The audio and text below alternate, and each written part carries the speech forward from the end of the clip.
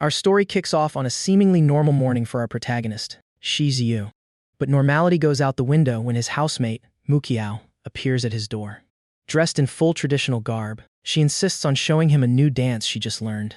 Setting up her phone, she breaks into a routine set to a surprisingly modern pop track. It's a jarring, hilarious clash of eras that leaves Shizuyu completely speechless. He politely praises her performance, but internally, he's utterly bewildered by the sudden spectacle. The mystery of her strange behavior doesn't stay hidden for long, however. A quick glance at her social media account on his phone reveals a laugh-out-loud truth. It turns out, Mukiao has been taking modern romance advice from a sketchy internet expert. She boldly declares to her online friend that her ultimate goal is to marry him. The guru claims her dance failed because she wasn't wearing the right sexy modern uniform. Realizing this girl from the past is dead serious about seducing him, panic sets in. He decides she desperately needs some independence, starting with a legal modern ID card. But a quick search reveals the black market options online are way too risky. Left with no other choice, he remembers his archaeologist father once handled a similar issue. He makes the call, spinning a wild tale to his dad about an undocumented novel consultant. He claims she's an orphan with no records who needs a massive favor. But just as he's lying through his teeth, Mukiao bursts out of her room. A package has arrived for her, and she nearly blows his cover right on the phone. His father's razor-sharp instincts are instantly triggered by the background noise. He zeroes in, asking if this mystery girl is staying in the room with the antique bed. Shizuyu is caught completely off guard, wondering how on earth his dad knew that detail. Smelling a rat, the old man declares he's coming over tomorrow for a face-to-face meeting.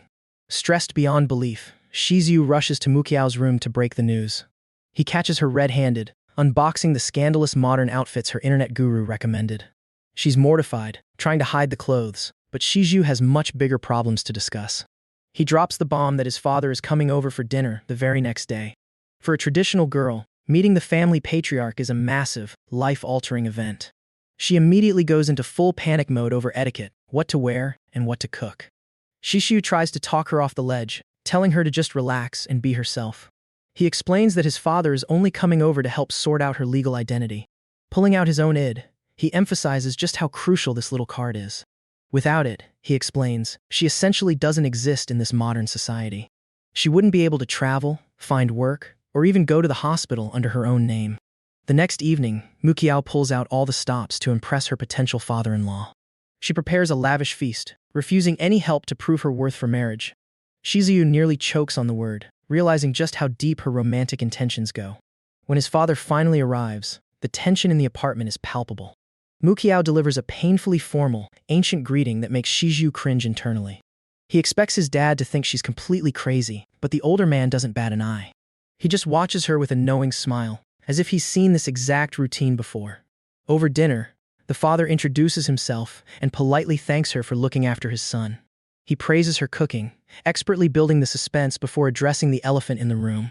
And then, without warning, the father drops an absolute narrative bombshell on them both. He casually recounts the story of how he first met Shizuyu's mother decades ago. She too appeared out of thin air, sitting on that very same antique bed in his house. The revelation hits like a truck. Shizuyu's own mother was a time traveler. Specifically, she had crossed over from the Tang dynasty into the modern world. The father turns a sharp gaze on Mukiao, casually asking which ancient dynasty she hails from. Stunned by the confession, she admits she is from the Great Song dynasty. The dad chuckles, jokingly dubbing his son a Middle Ages mixed blood. With the massive secret out in the open, the father assures them there's no need to panic. He reveals the state actually has classified procedures for handling time travelers' identities. He can get her the ID, but it comes with two very specific government obligations. She must undergo annual health checks and assist him with his archaeological research. Relieved that she won't be treated as a criminal, Mukiao readily accepts the terms. She even bravely asks if she might be able to meet Shizuyu's time-traveling mother soon. The dinner concludes as a massive success, far better than either of them could have hoped. As he leaves, the dad playfully teases them about future Tang Song modern grandchildren. The joke leaves Shizuyu a blushing mess, but it only hardens Mukiao's resolve. She decides it's time to stop waiting and aggressively pursue her own modern happiness. Later that night, however, a wave of guilt washes over her regarding her financial situation. She hates the idea of endlessly relying on Shizuyu to provide for her every need. Digging through her belongings, she pulls out a pristine, authentic Song Dynasty banknote. Armed with this ancient treasure, she logs onto a popular live appraisal streaming app. The host on the other end is clearly bored, practically begging his audience for some real treasure. He accepts her connection request, completely unaware of the historical bombshell about to drop. But when Mukiao's face lights up the screen, it's clear the real show is just getting started.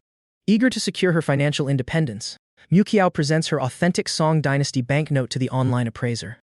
He inspects the artifact closely, but to her dismay, dismisses the pristine paper as a worthless modern fake. Infuriated by his ignorance, she argues back, unintentionally revealing the exquisite antique bed situated right behind her. The appraiser's eyes light up with greedy realization as he recognizes the bed's immense historical value, begging for a closer look. Disgusted by his audacity and unwilling to share her private quarters, a furious Mukiao abruptly ends the connection. Left alone in her room, the sting of having her genuine treasure called a fake brings frustrated tears to her eyes. She storms out of her bedroom, marching barefoot down the hallway to seek solace from the only person she trusts. Bursting through Shi Ziyu's door, she throws herself into his arms, sobbing uncontrollably against his chest. A concerned Shi Ziyu gently embraces her, asking what happened, and she explains how the appraiser mocked her prized possession. He listens with patient understanding, comforting her by insisting the appraiser was simply blind to true value. As his steady heartbeat calms her tears, she realizes the strategic power of a timely embrace, filing the tactic away for future use. Days later, Shi Ziyu presents her with a life-changing document, her very own legally registered modern identification card. She stares at the card with trembling hands, overjoyed that she is finally a recognized citizen in this strange new era. Tears of relief fill her eyes as Shi Zhu officially welcomes her to the modern world with a warm, encouraging smile. When asked how she wants to celebrate, her face lights up with childlike wonder as she immediately demands a trip to an amusement park. He readily agrees to the outing, while she sneakily pulls up an online dating guide to plan the perfect romantic itinerary. Scrolling through the guide, she notes that haunted houses and Ferris wheels are top-tier locations for engineering physical contact. The next morning, they arrive at the sprawling high-speed rail station, its massive, glass-paneled architecture leaving her utterly awestruck. Navigating the dense morning crowd, a passerby nearly bumps into her, prompting Shi Ziyu to step closer protectively. He gently warns her not to wander off, and seizing the opportunity, she boldly intertwines her fingers with his. Approaching the security gates, she watches nervously as modern travelers scan their faces to gain entry. When it's her turn, the automated camera momentarily startles her, but Shi Ziyu steps in to offer calm reassurance. Determined to prove her modern capability, she confidently places her new id on the scanner pad. A green checkmark appears on the screen, successfully validating her identity and granting her passage. Safely through the gate, she throws her arms in the air, celebrating her first independent modern interaction like a monumental victory. Strolling through the colossal waiting hall, she marvels at the sheer scale of the building, comparing it to an imperial palace. She pauses by an automated vending machine, deeply fascinated that goods can be dispensed without a human merchant. Her wonder only grows when a delivery robot glides past, which she adorably mistakes for an ancient wooden ox contraption. Soon, the sleek high-speed train pulls into the station, and she watches the bullet-nosed vehicle arrive with wide-eyed curiosity. Stepping aboard, Shi Ziyu handles their luggage, acting the part of the perfect, attentive travel companion. He thoughtfully offers her the window seat so she can take in the unfamiliar modern landscape. An automated voice reminds passengers to buckle up, and she watches intently as he demonstrates the seatbelt mechanism. She playfully likens the luxurious train cabin to a walking house, her innocent perspective bringing a fond smile to his face. As the train accelerates, she gazes out the window, mesmerized by the blurring scenery outside. She reflects on how her family's fastest horses back in the Song Dynasty couldn't even match a fraction of this incredible pace. Watching the mountains and rivers fly by, she expresses profound awe at the relentless progress of Chinese civilization over a millennium. Glancing across the aisle, she spots a girl resting peacefully on her boyfriend's shoulder, immediately sparking a romantic idea. Eager to test this modern display of affection, she decides to feign sleep to orchestrate her own intimate moment. Slowly and deliberately, she leans her head onto Shi Ziyu's shoulder, squeezing her eyes shut to maintain the charade. He quickly notices her slightly forced expression, clearly aware she's faking it, but happily leans his head against hers anyway. Realizing he hasn't pulled away, she cracks an eye open, her heart fluttering excitedly at their newfound closeness. For the rest of the journey, she completely ignores the passing scenery, entirely content to rest comfortably against him. Upon arriving at the amusement park, the vibrant colors and towering fantasy castle instantly capture her vivid imagination. Bubbling with the excitement of an overgrown child, she grabs his hand and eagerly drags him toward the main plaza. A lively parade catches her eye, and she points out the brightly dressed performers, fully swept up in the joyful atmosphere. Wanting to capture the perfect day, Shizio pulls out his phone to snap a picture of her radiant smile against the park's backdrop. She flashes a charming peace sign, having quickly adapted to modern photo poses with completely natural grace. He smiles down at the screen, clearly smitten, before a friendly passerby offers to take a photo of the two of them together. They pose awkwardly in front of a flower bed, keeping a polite distance, until she boldly hooks her arm through his. Caught completely off guard by her sudden proximity, a faint blush creeps up his neck as the photographer counts down. The resulting photo perfectly captures them, looking like a genuine couple, both beaming with undeniable happiness. Strolling onward, she notices another couple wearing matching sweatshirts, thoroughly confused by this strange modern uniform. Shishu explains the concept of couples outfits, a romantic revelation that clearly piques her interest. Their first ride is a VAR dinosaur experience, where she nervously grips the safety bar, highly skeptical of this illusion. He reassures her it isn't real, but seconds later, a massive virtual T-Rex bursts from the jungle, roaring directly in her face. The breathtaking realism quickly wins her over, and she reaches out in wonder as virtual pterodactyls soar through the simulated sky. Empowered by surviving the virtual beasts, she confidently strides toward the towering roller coaster, dismissing it as just another machine. Boasting about the literal storms she's weathered as a time traveler, she boldly leads him to the coaster seats, ready to conquer the ride. But as the coaster slowly climbs the massive vertical drop, her initial bravado begins to crack under the terrifying anticipation. Plunging down the steep track, she screams at the top of her lungs, her tough facade completely obliterated by the extreme G-force. With her eyes squeezed shut, she desperately prays to the Buddha for a safe return, vowing never to act tough again. Once back on solid ground, her legs tremble uncontrollably, barely able to support her weight as she stumbles toward the exit ramp. Still rattled but determined, she leads him to the haunted house, remembering her dating guide's advice to use fear as an excuse to cuddle. Entering the dark, eerie corridor, she immediately puts on a scared act, asking him to hold her hand so they won't get separated. He willingly obliges, and she smiles secretly, proud of her successful ploy, completely unaware of the actual scares awaiting them. Suddenly, a ghastly apparition leaps out from the shadows, letting out a blood-curdling screech that shatters her fake bravery. Genuine terror takes over, and he reflexively pulls her into a tight, protective embrace as more terrifying figures emerge from the gloom. Abandoning all pretense of a romantic stroll, the two sprint out of the haunted house in sheer panic, bursting into the sunlight breathless but laughing at their shared fright. The two finally take a ride on the Ferris wheel, a moment Mukiao has been anticipating. High above the amusement park, the intimate setting leaves her feeling unusually shy. Shizio seizes the opportunity, moving across the cabin to sit right beside her. He tells her he's planning his next novel, pitching it as a lighthearted romance. The plot he describes involves an ancient woman crossing paths with a modern man. He admits his lack of experience in modern romance and asks for her help as a consultant. Dropping the guise of fiction, he formally asks Mukiao to be his girlfriend. Overwhelmed with emotion, she accepts the new role, sealing their new relationship status. The two share a tender embrace, their feelings for each other finally out in the open. But Mukiao playfully interrupts the romantic mood with a question about his writing. She teasingly asks how he intends to describe the taste of an ancient woman's kiss. Shizio answers her question directly, leaning in to find out for himself. Surrounded by the sunset, they share a deep kiss as the Ferris wheel reaches its peak.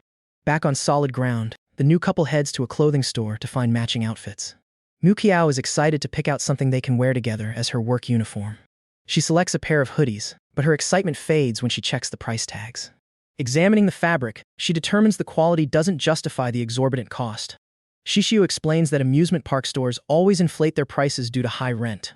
Unwilling to be ripped off, Mukiao immediately drags him out of the overpriced shop. She declares they will buy their couple outfits elsewhere to save money. Then, she suddenly confronts him about how he knew she bought specific modern clothes online. Caught off guard, Shizio admits his phone synced their chat history before she got her own id.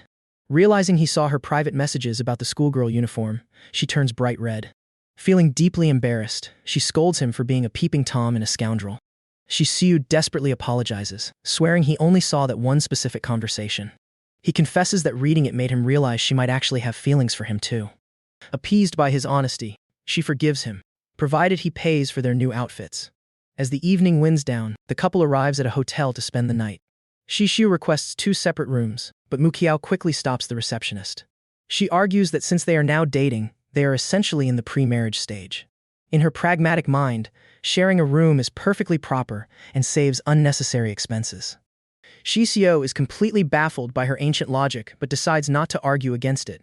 They settle for a single room with twin beds, checking in together. Inside the room, the modern layout presents a new challenge for the ancient girl. When she goes to shower, she is horrified to find the bathroom walls are made of glass. She accuses the hotel of being a rundown establishment with zero privacy. Shizio explains it's smart glass that will turn completely opaque once the door is closed. Still highly suspicious, she tests the door, amazed as the glass instantly frosts over. Satisfied, but still cautious, she finally begins to wash up, leaving Shizio waiting outside. Just to be absolutely sure, she suddenly wipes the condensation to check if he's peeking. Catching him off guard, she proves her vigilance, ensuring he keeps his distance. Back at the old house, the two settle into a routine, with Shizio focused on his writing. He receives an unexpected call from his father regarding the ongoing time travel investigation. The researchers suspect the anomaly isn't just the bed, but the specific location of the room. Because the antique bed is from the Song dynasty, while his mother came from the Tang dynasty. To allow for a thorough investigation, Shi Zhu and Mukiao must vacate the premises temporarily. His father also brings good news. The state has approved a special living allowance for Mukiao. Due to her unique status, she will receive monthly funds to help her integrate into society. Meanwhile, Mukiao is meticulously calculating their expenses, worried about their financial future. She plans to monetize her ancient skills in music and calligraphy to contribute to the household. Shizhu enters and shares the news about her government-issued stipend. Hearing that the authorities are giving her money, she is completely overwhelmed with gratitude. She drops to her knees to thank the modern emperor for such unprecedented benevolence. Shizhu tries to tell her to keep the money for herself, but she firmly refuses.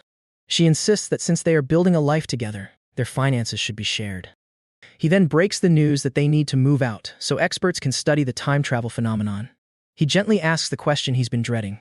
If they find a way, will she go back? Mukiao is silent for a moment, weighing the gravity of leaving her entire past behind. She tells him that unless she can travel back and forth freely, she chooses to stay. Having given him her heart, she refuses to trade their future for a one-way trip home. Relieved and deeply moved, Shizio holds her close, promising to build a new home for them. True to their word, the couple begins house hunting, sporting their newly bought matching hoodies. They meet with a real estate agent to tour some potential rental apartments in the city. The agent praises their coordinated outfits, a compliment Mukiao is very happy to accept. The first option is a budget-friendly unit, but it severely lacks natural light and ventilation. Factoring in the dampness and the cost of running an AC all day, Mukiao quickly rejects it. The agent then takes them to a higher-floor apartment with a much better layout and view. While the space is ideal, the agent starts listing the extra monthly fees that come with it. The apartment hunt begins with a critical eye, as the pair scrutinizes the lease terms. The agent details the costs, ensuring no hidden fees will catch them off guard. They evaluate the layout, pleased to find a study that meets their shared needs. Inspecting the bedrooms, they confirm the space offers enough room for both comfort and privacy. Mukiao is particularly satisfied with the arrangement, valuing her independence while living together. After a thorough check of the plumbing and kitchen amenities, the place passes their practical test.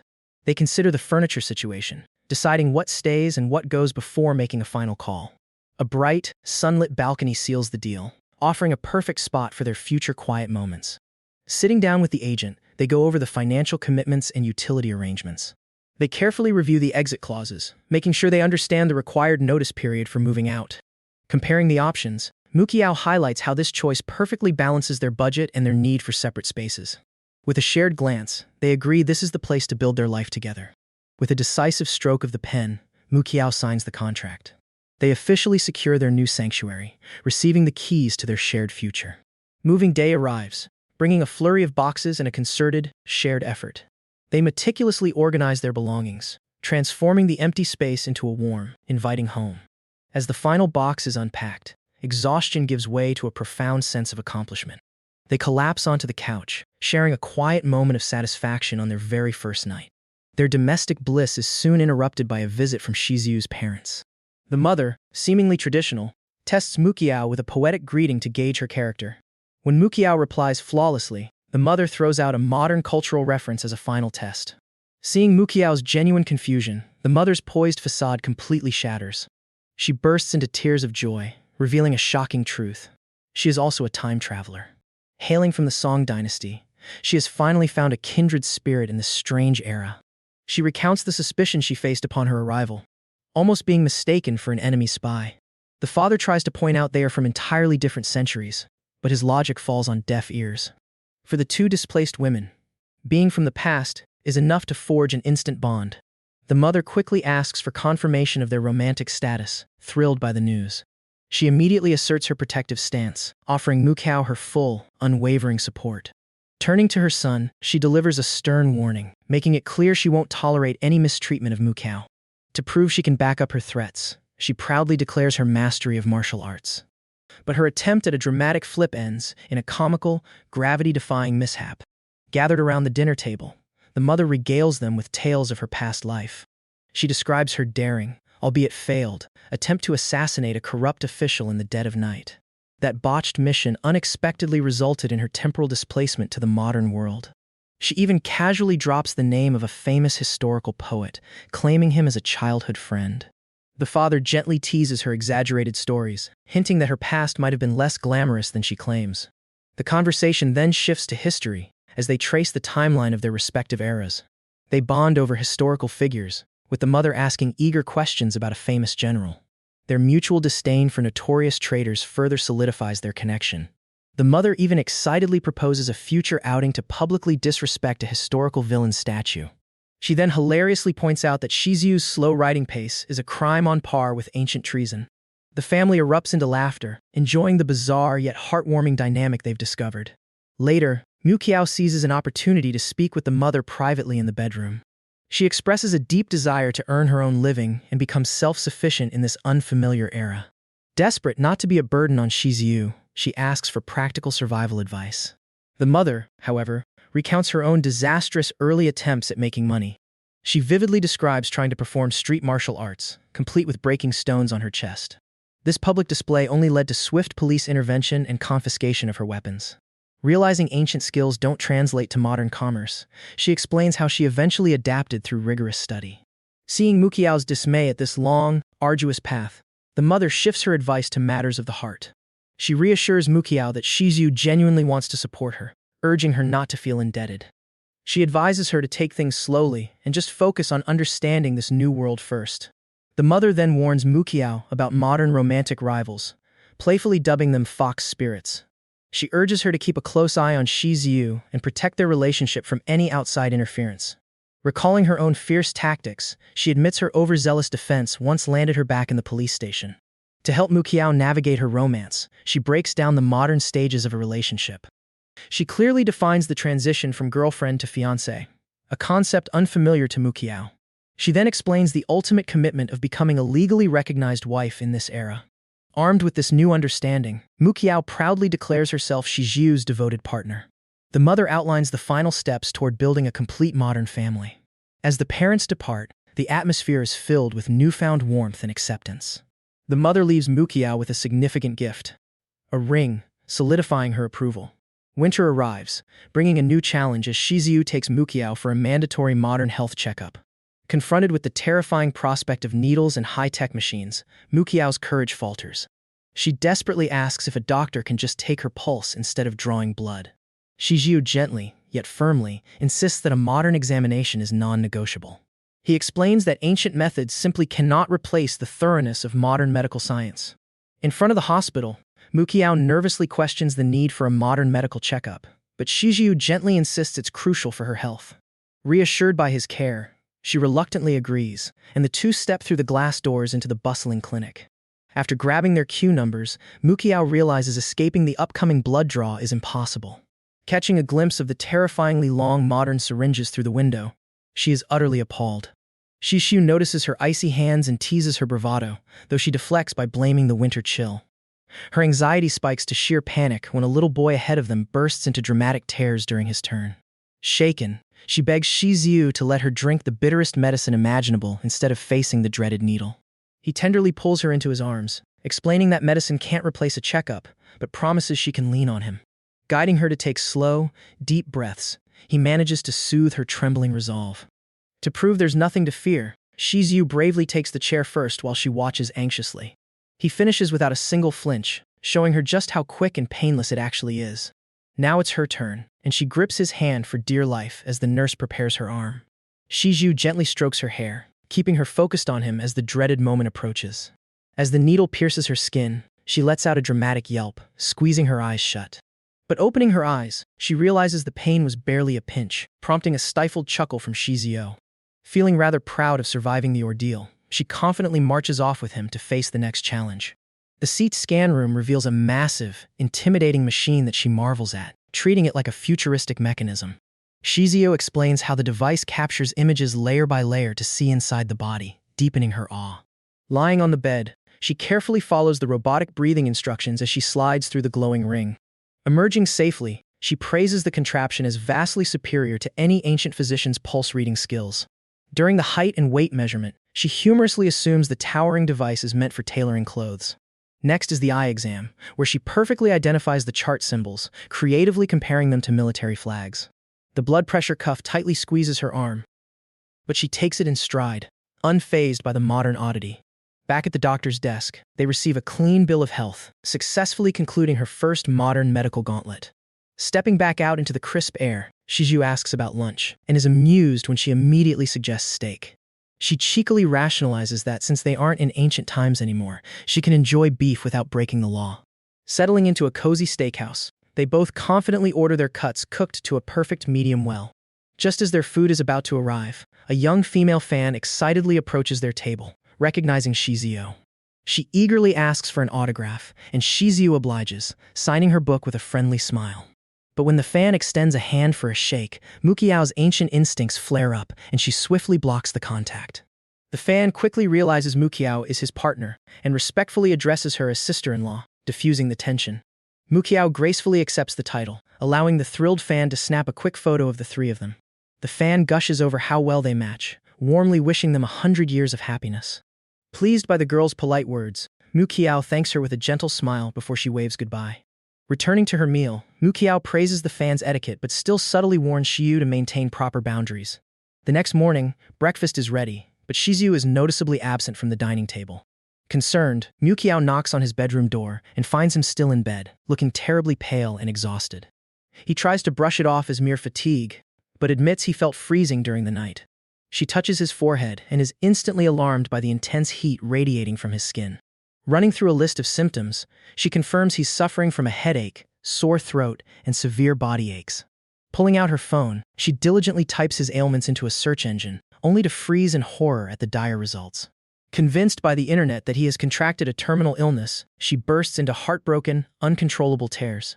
Shizu jolts awake to her crying and quickly clarifies that online symptom checkers always exaggerate a simple cold. Wiping away her tears, he instructs her to find the thermometer and check his temperature properly. Following his guidance, she returns wearing a mask, fully prepared to play the diligent nurse. After confirming his high fever, she carefully applies a cooling patch to his burning forehead, bringing instant relief. Retrieving the medication, she asks how many hours she needs to boil the herbs, still thinking in ancient terms. Chuckling weakly, he explains that modern medicine simply requires mixing the convenient powder with hot water. Following his instructions, she thoroughly stirs the instant remedy and helps him drink it down. She then feeds him a few spoonfuls of warm rice porridge to settle his stomach before he rests. As the medication's drowsiness takes hold, she stubbornly promises to keep a vigil by his bedside. Exhausted by the morning's emotional roller coaster, she eventually slumps forward, falling fast asleep on her arms. Waking up sometime later, Shizu finds her still there, faithfully guarding his peaceful rest. He gently touches her hair, waking her, and assures her that his headache has already subsided thanks to her care. Pinching her cheek affectionately, he urges her to go back to her own room so she doesn't catch his illness. Though reluctant to leave him alone while he's sick, she finally agrees to retreat to her own bed. Late into the night, Mukiao lies wide awake, deeply pondering the stagnant state of their romantic relationship. Realizing they haven't progressed physically, she decides it's finally time to take matters into her own hands. Bolstered by newfound courage, she throws off her covers, chanting a silent mantra of quick and decisive action. Creeping down the moonlit hallway, she approaches his bedroom door with stealthy, unwavering determination. Finding him deeply asleep, she silently slips off her slippers and stands nervously by the edge of the bed. Lifting the heavy duvet, She carefully slides in beside him and rests her head gently against his chest. The sudden added weight and warmth soon rouses Shizu from his deep, feverish slumber. Startled to find her wrapped around him, he pinches his own cheek to ensure he isn't just dreaming. Realizing it's very real, he sighs helplessly, deciding to let her sleep undisturbed in his arms. The next morning, he playfully confronts her, demanding to know exactly why she ambushed his bed. Flustered, she unconvincingly claims she was simply worried he would catch another chill, entirely forgetting the room is heavily heated. Seeing right through her excuse, he promises to completely respect her boundaries, leaving her utterly flustered by his gentlemanly restraint. Continuing right from that morning in bed, Mukiao boldly whispers that she'd dare to do it again, referring to her late-night room invasion. Shizu pulls her into a warm embrace, realizing he'll need the self-control of a saint if this keeps up. Later in the kitchen, Mukiao is practically glowing, celebrating the success of her master plan to break down his defenses. She resolves to make sneaking into his room a nightly routine. But her scheming is cut short by a knock at the door. Shizu answers it to find his mother standing there, carrier in hand. Mukiao immediately greets her as mother, a title that clearly delights the older woman.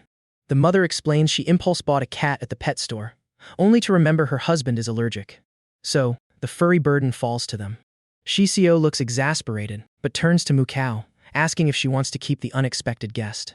She eagerly accepts, and the mother takes her leave, declining their offer to stay for lunch. As they open the carrier, a grumpy, squished-faced white cat cautiously steps out.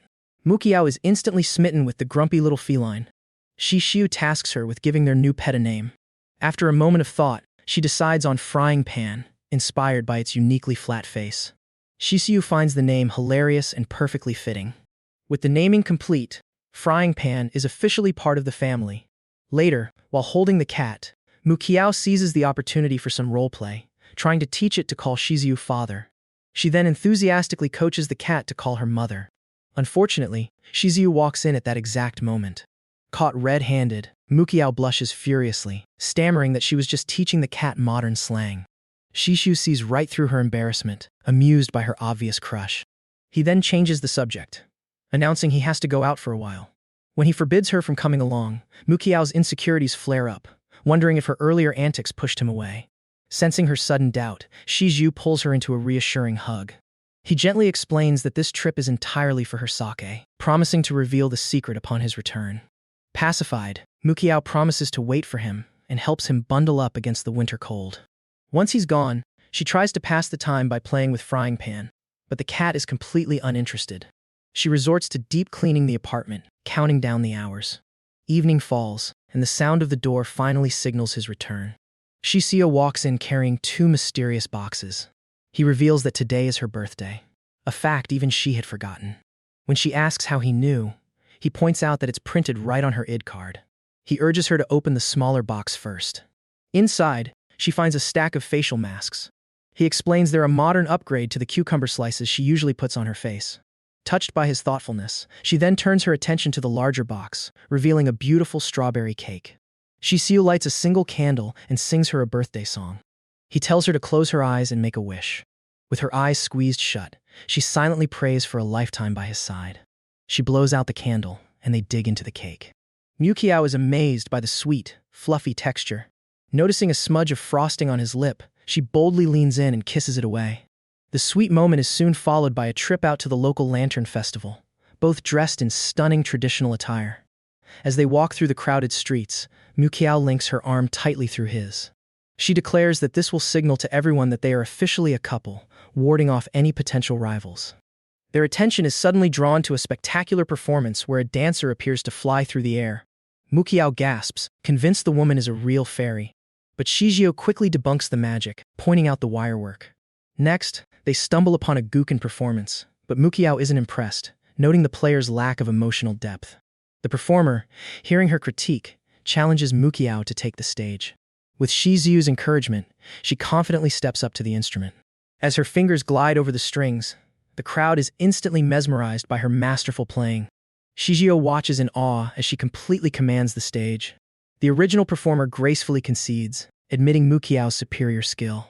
Their date continues with an incredible drone show lighting up the night sky. The glowing lights form a giant koi fish, leaving Mukiao spellbound by the floating stars. Shizuo explains the technology behind the drones, shattering her illusion of magic once again, but she's still amazed by modern engineering. The grand finale forms a glowing red heart in the sky. Surrounded by the romantic atmosphere, Shizue pulls her close, and they share a deep, passionate kiss. They hold each other tightly, wishing each other a happy new year. Sometime later, Mukiao is scrolling through her phone, looking at a video from that night. The video shows her in the snowy courtyard, painting a large calligraphy scroll. With elegant strokes, she writes out a New Year's greeting for the camera, finishing the piece with a red seal. The video has gone viral, but the comments section is filled with thirsty men calling her wife. Disgusted, she specifically replies to one, stating firmly that she already has a husband. She storms into Shizu's room to complain about the unwanted attention. But instead of getting jealous, he only notices the massive view count, enthusiastically congratulating her on her viral fame, leaving her utterly exasperated. Staring at his phone, Shizu is stunned by the flood of comments and likes on Mukiao's calligraphy video. Many users are eager to buy her artwork, prompting Mukiao to propose a serious discussion about starting a business. They sit down with a notebook, and Shizu advises her to start with modest prices to build a solid reputation. Following his advice, they set the price for a small square piece at 88 yuan, ensuring it's affordable. Soon enough, she receives her very first order for a custom piece, bringing the total to 100 yuan. Seeing the payment confirmation, Mukiao's eyes well up with tears as she realizes she's taken her first step in this era. Overcome with emotion, she excitedly shows Shizu her achievement and leaps happily into his arms. Holding him tightly, she cries happy tears, relieved that she can finally help share his financial burdens. Shizuo gently wipes her tears, assuring her she was never a burden and promising to handle all the packaging for her. Later that evening, the couple joined Shizu's parents for a lively family dinner. Shizu's father, Lao Shi, playfully teases his son, pointing out that Mukiao was just an advisor last time they met. He jokes about how quickly she became his girlfriend, accusing Shizu of keeping his brother in the dark. As a penalty for the secret, Lao Shi insists they drink, pouring strong liquor to celebrate the official relationship. Remembering her low tolerance, Lao Shi questions if Mukiao's drinking skills have improved since she passed out last time. Although Shizu tries to protect her, Mukiao confidently claims she can drink 1,000 cups without getting drunk. With high spirits, they all raise their glasses for a toast and down the fiery liquor together. The strong alcohol immediately hits Mukiao, bringing tears to her eyes, yet she bravely insists she's perfectly fine. When Lao Shi offers another round, Mukiao eagerly holds out her glass, much to Shizu's growing concern. Despite Shizu's attempts to stop her, she cheerfully downs the second glass, relishing the moment. Suddenly, the alcohol takes full effect, and Mukiao stands up abruptly, swaying unsteadily on her feet. Completely intoxicated, she announces she will perform a backflip for everyone to show off her unique skills. Before Shizu can stop her, she faints and falls straight backward, forcing him to catch her mid-air. Cradled in his arms, she sleepily opens her eyes and recognizes him, mumbling for him to hold her tighter. Lao Shi awkwardly apologizes for the sudden collapse, admitting he didn't expect her to pass out so quickly. Shizu's mother notes that Mukiao's lower tolerance is likely because she completely trusts Shizu now. Deciding it's time to go, the parents say their goodbyes while Shizu remains holding his drunken girlfriend. After they leave, he brings her back to the living room couch and pours her a glass of warm water. As she drinks from his hand, she sleepily compliments the water's sweetness, entirely dependent on his care. When he tries to leave to get a warm towel, she quickly grabs his hand, demanding he return in exactly 10 seconds. He softly wipes her face with the towel, tending to her with endless patience and affection. Seeing she's exhausted, he scoops her up in his arms and carries her down the hallway toward the bedroom. He gently takes off her slippers and lays her down on the bed, intending to let her rest for the night. But as he turns to leave, she tightly grabs his arm, stubbornly reminding him that this is her room. Refusing to let him go, she unexpectedly pulls him down onto the bed right next to her. Snuggling close, she points out that her own bed will be dismantled tomorrow, so she has to sleep here from now on. Shizu chuckles at her clever excuse, willingly agreeing to all her playful, drunken demands. As she lies against his chest, she notices his sweaty forehead and realizes how deeply he cares for her. Overwhelmed by her feelings, she gazes into his eyes and tentatively leans in to press her lips to his. She briefly pulls back, worried he might mind the smell of alcohol, but he warmly assures her he doesn't care at all. With all her doubts washed away, they share a deeper, more passionate kiss in the quiet room. Suddenly self-conscious, she realizes her clothes are sweaty and tells him she needs to change so she doesn't catch a cold. Shizuo steps out into the hallway, waiting patiently outside the door while she changes into her pajamas. Once she's ready, she calls him back in, and he tenderly carries her back to the bed once more. Sleepily pulling him close, she suggests they share one bed from now on, and they fall asleep peacefully together.